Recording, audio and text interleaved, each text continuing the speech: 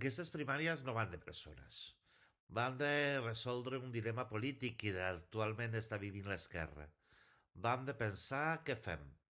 Si gestionem el mal menor o ens llancem a tornar a disputar la ciutat, a guanyar-la. Si volem sobreviure o volem guanyar. Si ens repleguem o ens obrim. A veure, que jo entenc que hi ha una tentació del replegament, perquè han estat molts anys, molts atacs, molta lluita juntes, però no podem abaixar les defenses, no podem quedar-nos en allò còmode, en allò que ja coneixem, que ens faci més por equivocar-nos que tornar a interpel·lar la societat.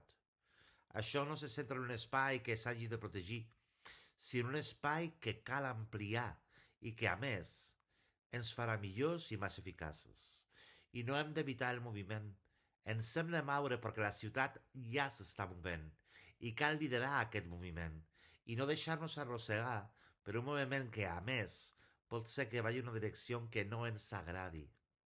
I parlem molt de recuperar l'espírit del 2015, que no té res a veure amb la nostàlgia. Té a veure amb aquella capacitat d'il·lusió i audàcia que vam tenir aleshores. I crec que a això hem vingut.